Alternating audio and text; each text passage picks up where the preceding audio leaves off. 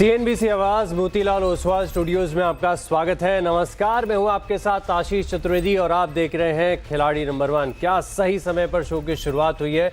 Nifty का intraday chart आप अपनी स्क्रीन पर देखिए, क्या जबरदस्त तेजी के साथ तकरीबन 100 अंकों की बढ़त है। लेकिन इंपॉर्टेंट बात यह है कि डे हाई के करीब आपको कारोबार करते हुए नजर आएंगे।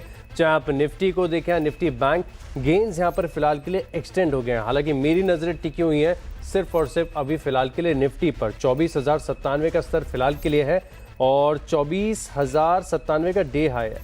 24,100 के पार करके कितनी देर टिकता है, ये मार्केट के लिए बड़ा सिग्निफिकेंटली इंपॉर्टेंट हो जाएगा। चलिए पूरे मार्केट के संकेतों को विस्तार से समझते हैं। निफ्टी को तो हमने अब बारीकी से देख लिया, डे हाई पर यहाँ पर नजर आ रहा है।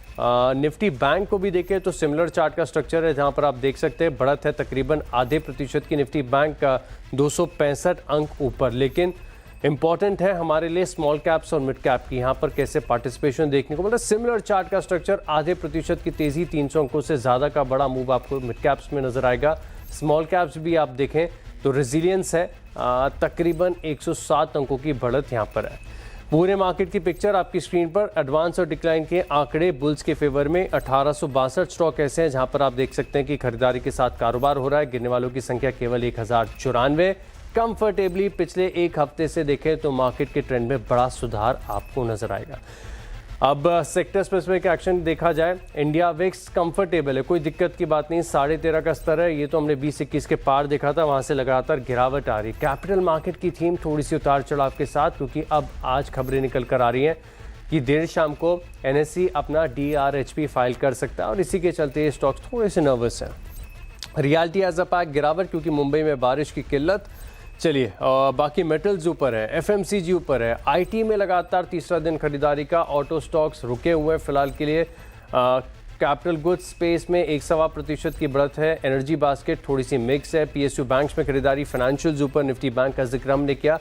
और डिफेंस एज अ पैक, जहाँ पर थोड़ी देर पहले हमारे रक्षा मंत्री ने जो आंकड़े दिए हैं कि क्या ग्रोथ आपको डिफेंस मैन्युफैक्चरिंग में देखने को मिली और साथ में एक्सपोर्ट्स है, ये भी लगातार सर्च करते जा रहे हैं। सो फार सो गुड, सिर्फ एक रियलिटी ऐसा है जो डिसअपॉइंटमेंट कर रहा है, बाकी सब तरफ आपको हरियाली ही नजर आएगी।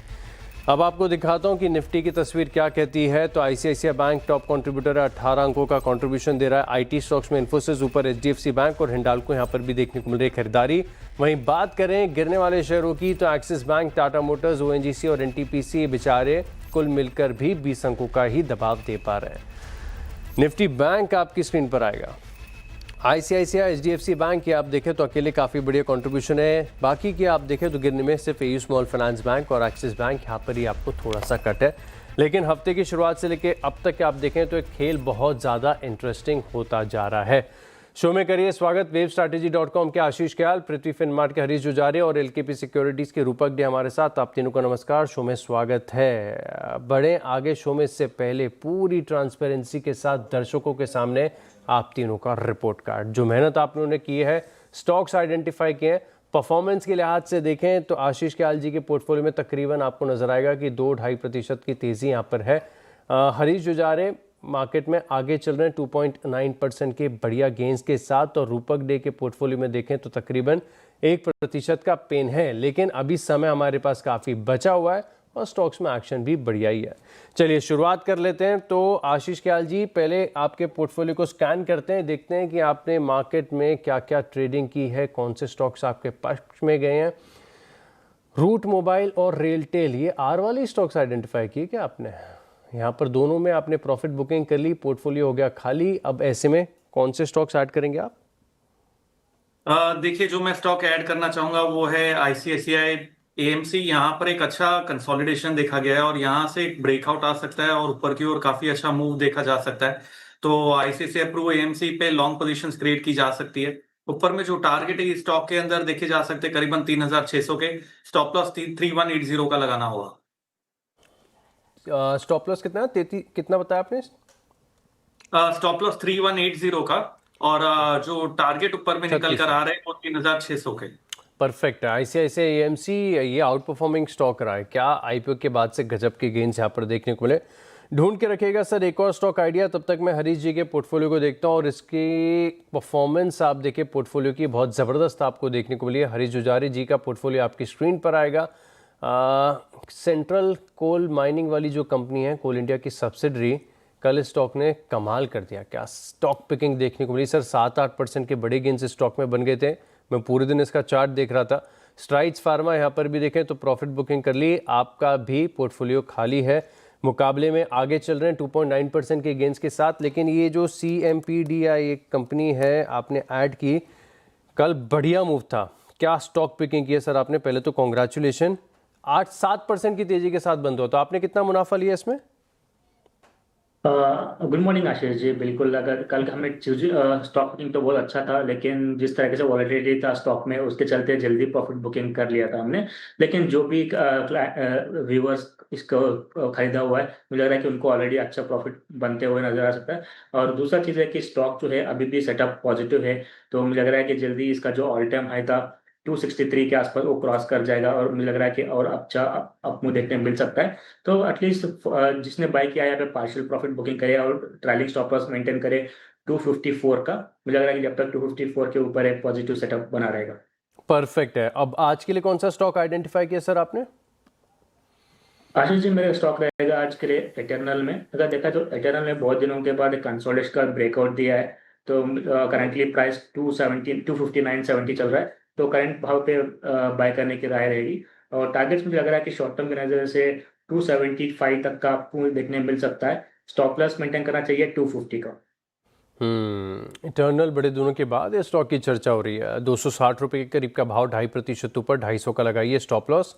तकरीबन 10 रुपये नीचे और फिर 275 तक के टारगेट्स यहाँ पर आपको देखने को मिलेंगे। ढूंढ के रखिएगा एक और स्टॉक। तब तक रूपक जी से बात करते हैं। सर, कुछ स्टॉक्स ने शायद आपको थोड़ा सा डिसअपॉइंट कर दिया। 1% के ओवरऑल आपके पोर्टफोलियो में गिरावट है, हालांकि कोई दिक्कत की बात नहीं है। कैस्ट्रॉल फ्लैटिश ही स्टॉक रहा है। बुक प्रॉफिट आपने कर लिया है मादरी केमिकल में। 5 स्टार बिजनेस फाइनेंस, ये भी बहुत वेल आइडेंटिफाई था। अब आज कुछ कन्विक्शन वाले आइडियाज चाहिए सर। पहला स्टॉक कौन सा होगा। पहला स्टॉक रहेगा मेरा JBM ऑटो। स्टॉक ने रिसेंट जो कंफ्यूजन जोन था, एक जोन के ऊपर एक ब्रेकआउट दिया, तो सेंटिमेंट पॉजिटिव होते हुए दिख रहा है मुझे। करंटली 695 के आसपास चल रहा है। बाई की सलाह रहेगी स्टॉक में, और टारगेट रहेगा अपसाइड में 760, और नीचे स्टॉप लॉस मेंटेन करना है 680 पे।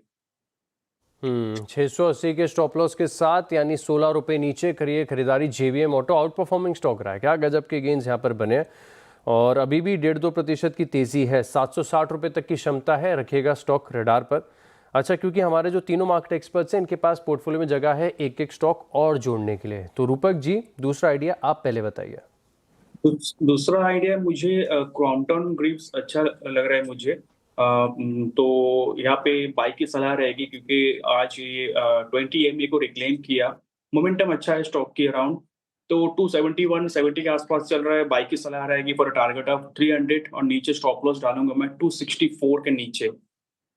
264 का स्टॉप लॉस, 300 का टारगेट। और इस स्टॉक के लिए खास बात यह है कि पंखे बनाने में, खासतौर पर प्रीमियम पंखे, फैंस जो बनते हैं, कंपनी मार्केट लीडर है, और हाल ही में तकरीबन 9% का प्राइस हाइक भी किया है। तो ब्रोकरेजेस को स्टॉक थोड़ा सा अट्रैक्टिव लगता है, नजर रखिएगा। हरीश जी, दूसरा आइडिया आपकी तरफ से कन्विक्शन वाला। आशीष जी, मैं कुछ देर लिए वेट करना चाहता हूँ, क्योंकि निफ्टी जो है ऑलमोस्ट एक इमीडिएट रेजिस्टेंस के पास नजर आ रहा है, तो ब्रेकआउट के लिए वेट करना चाहता हूँ। तो सेकंड हाफ में मेरा दूसरा स्टॉक में ऐड करना है। चलिए, फेयर इनफ। मैं पुश नहीं करूंगा आपको, क्योंकि मार्केट फिलहाल के लिए आप देखें तो करीब 24,100 के रेजिस्टेंस को टच करके थोड़ा सा नीचे आया। ऐसे में स्टॉक पिकिंग बड़ी इंपॉर्टेंट हो जाती है। अगर बात करते करते कुछ दिख जाए तो मुझे अलर्ट दे देना आप।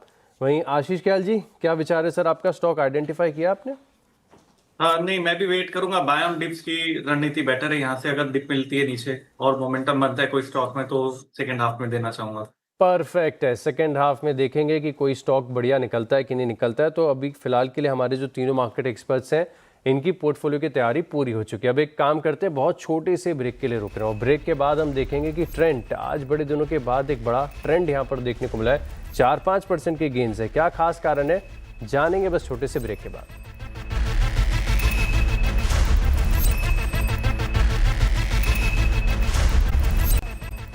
चलिए, ब्रेक के बाद आपका स्वागत है, और अब बात करते हैं ट्रेंड की। स्टॉक लेकर आइए स्क्रीन पर। 5% की तेजी देखने को मिल रही है, और बड़े लंबे समय के बाद, इनफैक्ट शायद पिछले साल अक्टूबर नवंबर के बाद से ही आज ब्रेकआउट यहाँ पर देखने को मिला है। 3000 के पार निकला है।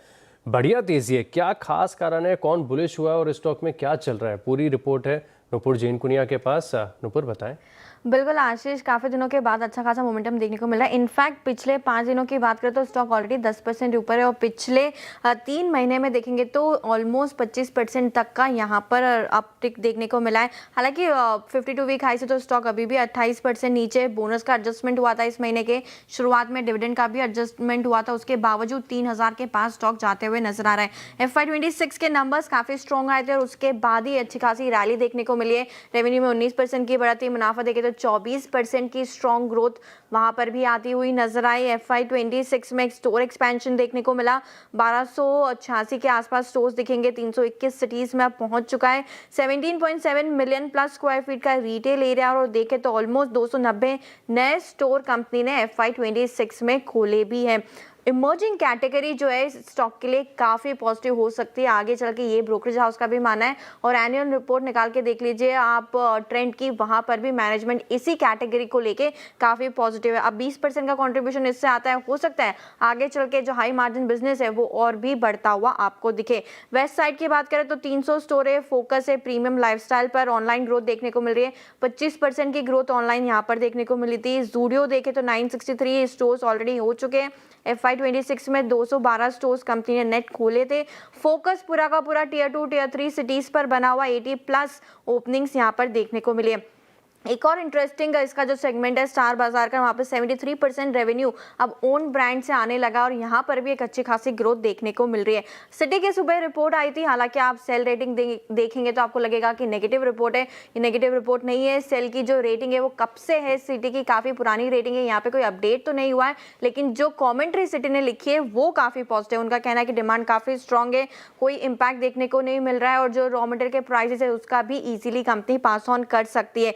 जूडियो की अपॉर्चुनिटी जो है वो ज्यादा बड़ी हो सकती है आगे चल के, पहले से भी बड़ी हो सकती है, सिटी का ये मानना है। और उनका ये भी कहना है कि जो नई कैटेगरीज है, जैसे कि मैनेजमेंट ने भी अपने एनुअल रिपोर्ट में कहा है कि जो नई कैटेगरीज है उससे अच्छा ग्रोथ देखने को मिलेगा, वैसा ही कुछ सिटी का भी मानना है। और स्टार का जो बिजनेस है वो भी आगे चल के काफ़ी अच्छा रह सकता है और अट्रैक्टिव उन्हें लगता है लॉन्ग टर्म पोजिशनिंग के लिए। तो सिटी की कॉमेंट्री ट्रेंड को लेकर काफ़ी पॉजिटिव है, एनुअल रिपोर्ट्स में भी काफ़ी कुछ पॉजिटिव लिखा था और जो नई इमर्जिंग कैटेगरीज होगी वो इसके लिए शायद और भी ज़्यादा पॉजिटिव हो सकती है आगे चल के। अच्छा, तो आपने एक बहुत इंटरेस्टिंग बात बताई कि कमेंट्री इस रिपोर्ट में बहुत ज़बरदस्त है, लेकिन सेल की रेटिंग है, कमेंट्री अच्छी लग रही है तो सेल की रेटिंग रिवाइज क्यों नहीं की उन्होंने? नॉर्मली आशीष, ब्रोकरेज हाउस की जो रिपोर्ट होती है ना वो हमेशा अपने रेटिंग्स और टारगेट्स अपग्रेड नहीं करते, वो पहले देखते हैं कि ये सस्टेनेबल है कि नहीं कुछ क्वार्टर के लिए और उसके बाद अपग्रेड आता है। तो ये सेल की रेटिंग काफ़ी पुरानी है, तो सेल की रेटिंग बरकरार है। अब पॉजिटिव कमेंट्री हुई है तो हो सकता है जब सिटी नया अपना नोट निकाले तो ये भी आपको चेंज हो बढ़िया, एक बुल वर्सेस बेयर का तर्क आपने मुझे दे दिया और बड़े दिन हो गए ट्रेंड पर बात की। हालांकि जिन स्तरों से हमने लास्ट इसके ऊपर चर्चा की थी सिग्निफिकेंटली ऊपर है, आपका व्यू एकदम सही सटीक पड़ा है स्टॉक के ऊपर, अच्छी तेजी यहाँ पर देखने को मिल रही है। आशीष, ट्रेंड में जूडियो वेस्ट साइड की तो हम बात करते हैं, लेकिन एक और फॉर्मेट निकला था 2025 में, बर्न टोस्ट। नहीं दिखा नहीं वो, आप शायद थाने नहीं गए या नवी मुंबई नहीं गए, वहाँ पे आपको दोनों स्टोर्स दिखेंगे और हो सकता है ये भी एक बड़ा ट्रिगर पॉइंट हो इस कंपनी के लिए। हाँ बिल्कुल, शायद इसी के चलते आप देखें तो स्टॉक में क्या ज़बरदस्त रिवर्सल देखने को मिल रहा है। इनफैक्ट मैं देख रहा था कि इसका जो मार्च के आसपास लो लगा है 2170 रुपये के आसपास से, वहाँ से देखिए कब 3000 रुपये हो गया पता ही नहीं चला, एक तरफा बड़ी तेज़ी है। दिखाइए इसका 3-4 महीने का चार्ट, फिर समझ में आएगा कि क्या बढ़िया रिवर्सल यहाँ पर देखने को मिला। हालांकि ये भी चीज़ ध्यान में रखनी पड़ेगी, देखिए 25-26% की तेज़ी है और पूरे FY26 का 2025 का निफ्टी का सबसे वर्स्ट परफॉर्मिंग स्टॉक भी रहा है। तो अब यहाँ पर रिवर्सल आ रहा है, कितना कंस्ट्रक्टिव है समझ लेते हैं एक बार। आशीष ख्याल जी, चार्ट देखकर बताइए ट्रेंड क्या पुख्ता अब हो चुका है कि यहाँ पर रिवर्सल आ चुका है, जिनके पास ऊंची खरीद है वो क्या करें और जिनका ये हरी कैंडल का ब्रेकआउट देखकर मन ललचा रहा है उनके लिए क्या राय होगी? देखिए, जो ट्रेंड पे ब्रेकआउट है वो बहुत स्ट्रांग है और ये बहुत समय के बाद आया। एक inverted head and shoulder pattern बनाया डेली टाइम फ्रेम चार्ट पे और उसका नेकलाइन ब्रेक हो चुका है, तो ओवरऑल रुझान तो पॉजिटिव है और जिन्होंने ऊपर खरीदी कर रखी है उन्हें होल्ड करना चाहिए क्योंकि गुंजाइश है ये स्टॉक करीबन 3300 के आंकड़े को भी पार कर जाएगा। लेकिन जो फ्रेश पोजीशंस क्रिएट करना चाहते हैं वो यहां पर ना करें क्योंकि स्टॉक करीबन 10% ऑलरेडी रैली हो चुका है लो से पिछले 3 से 4 दिन में, तो यहाँ पर वेट करना होगा। यहाँ पर अगर कोई भी डिप मिलती है करीबन 2960 2950 के आसपास तो वहां पर बाय करने की राय होगी। ऊपर में टारगेट फिर 3300 के देखे जा सकते हैं और स्टॉप लॉस फिर आपको लगाना होगा यहाँ पे 2840 लेवल्स का। तो बेटर रिस्क रिवॉर्ड के लिए वेट करना होगा डिप के लिए। ऑल राइट, तो थोड़ी सी डिप का इंतजार करें तो रिस्क रिवॉर्ड आपका अट्रैक्टिव और बेहतर हो जाएगा। इसी नोट के पास एक छोटे से ब्रेक के लिए रुक रहा हूं, लेकिन ब्रेक के बाद मच अवेटेड तीनों एक्सपर्ट्स का रिपोर्ट कार्ड होगा आपकी स्क्रीन पर। चलिए, ब्रेक के बाद आपका स्वागत है और अब देखते हैं तीनों मार्केट एक्सपर्ट्स का रिपोर्ट कार्ड आपकी स्क्रीन पर। देखते हैं सबसे पहले कि कौन से स्टॉक्स दिए। आशीष ख्याल जी ने आईसीआईसीआई प्रू एएमसी सिर्फ एक ही स्टॉक रखा है, कंफर्टेबली हरे निशान में चल रहा है। वहीं हरीश जुजारी के पोर्टफोलियो में देखें तो आपके पास सिर्फ इटर्नल है, 0.3% के गेंस यहाँ पर भी आपको देखने को मिले। और रूपक जी के पोर्टफोलियो में देखें तो यहाँ पर ट्रेडिंग आइडियाज़ के लिहाज से दो स्टॉक हैं। एक तो जेबीएम ऑटो, ये 0.65%, बहुत शानदार। क्रॉम्पटन यहाँ पर भी आप देखें तो आधे प्रतिशत की तेज़ी है। दो स्टॉक्स ऐड करने का फ़ायदा मिला। आई एम एक्सपेक्टिंग कि आपके पोर्टफोलियो में थोड़ा सा रिवर्सल यहाँ पर नजर आए। अब फाइनल रिपोर्ट कार्ड ये कह रही कि तस्वीर ही पूरी बदल चुकी है। क्या बात है, रूपक जी के पोर्टफोलियो में 1% का पेन था, अब 5% से ज़्यादा के गेंस देखने को मिल रहे हैं। हरीश जी के पोर्टफोलियो में बढ़त और है, करीब 3% से ज़्यादा। और आशीष ख्याल जी के पोर्टफोलियो में भी करीब 2.8% के गेंस यहाँ पर आपको नजर आएंगे। आप तीनों मार्केट एक्सपर्ट्स को बेस्ट विशेस और अब तक बहुत बढ़िया परफॉर्मेंस रही है आप तीनों एक्सपर्ट्स की। चलिए, इसी नोट पर शो को ख़त्म करते हैं। आप बने रहेंगे CNBC आवाज़ के साथ। नमस्कार।